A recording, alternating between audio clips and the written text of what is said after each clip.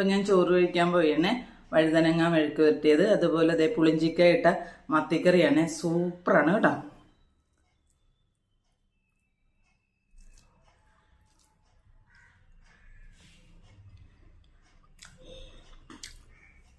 Super.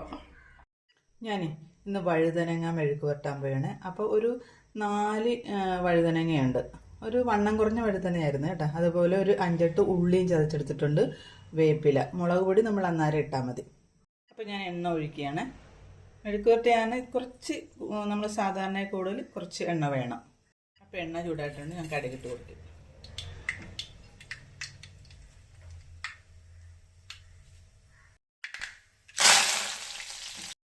ഉള്ളി ഇട്ട് കൊടുക്കുകയാണ്. ഉള്ളി ഒന്ന് വാടിയിട്ട് നമ്മുടെ വഴുതനങ്ങ അരിഞ്ഞത് ഇട്ട് കൊടുക്കാൻ മതി. ഇതൊരു പുതിയ ചട്ടിയാണ്. അപ്പം ഞാൻ ആദ്യമായിട്ടാണ് ഇതിനകത്ത് കറി വെക്കുന്നത്. അതുകൊണ്ട് ഇടയ്ക്ക് ചിലപ്പോൾ പിടിക്കുമായിരിക്കും ഇതിന്മേൽ. പുതിയ ചട്ടിയല്ലേ. ഇതൊന്ന് വാടട്ടെ.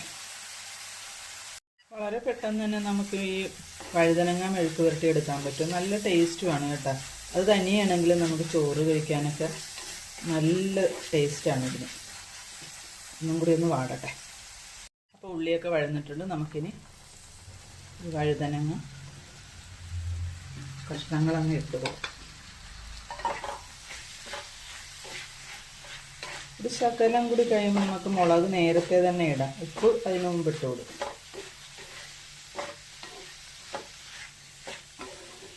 മൂടി വെച്ച് കഴിഞ്ഞാൽ വഴുതനങ്ങ ഇങ്ങനെ അവിഞ്ഞു പോകും. അവിഞ്ഞു പോകാതെ നമുക്ക് കിട്ടണം. ഇനി ഇതിവിടെ ഇരുന്നൊന്ന് വാടട്ടെ. ആവശ്യത്തിനുള്ള ഉപ്പിട്ട് കൊടുക്കാം.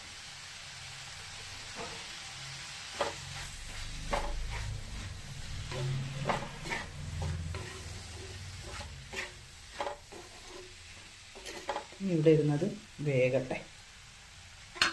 ഇതിനകത്തേക്ക് നമുക്ക് മുളക് പൊടി ഇട്ട് കൊടുക്കാം. ഞാനൊരു 3/4 സ്പൂൺ ഇട്ടിട്ടുണ്ട് കേട്ടോ. ഓരോരുത്തരുടെ എരിവിന് ആവശ്യമുള്ളത് ഇട്ട് കൊടുത്താൽ മതി. അപ്പോൾ ഇതൊന്ന് പൊത്തി വെച്ചിട്ട് അതൊന്ന് അവിടെ ഇരുന്നുണ്ട് വേകട്ടെ. നമുക്കൊന്ന് ഇളക്കി നോക്കാം. എല്ലായിടത്തും മുളക് ചെല്ലത്തക്ക രീതിയിലൊന്ന് ഇളക്കി കൂട്ടി വീണ്ടും വെക്കുക. നല്ല ടേസ്റ്റാണ് കേട്ടോ ഇങ്ങനെ ഉണ്ടാക്കി. ഇതിൻ്റെ കൂടെ ഇച്ചിരി മസാലക്കൂട്ട് ചേർത്താലും നല്ലതാണ്. ഇപ്പം ഞാൻ മസാലക്കൂട്ട് ചേർക്കുന്നില്ല.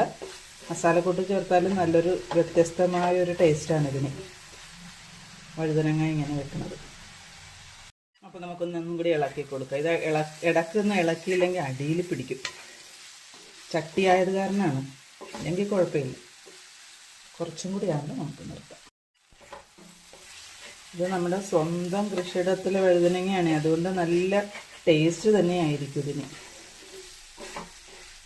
വഴുതനങ്ങ കുറച്ച് സമയം ഒന്ന് അരിഞ്ഞ് വെള്ളത്തിലിട്ടേക്കണം. അല്ലെങ്കിൽ അതിൻ്റെ കറ പോകുകയില്ല.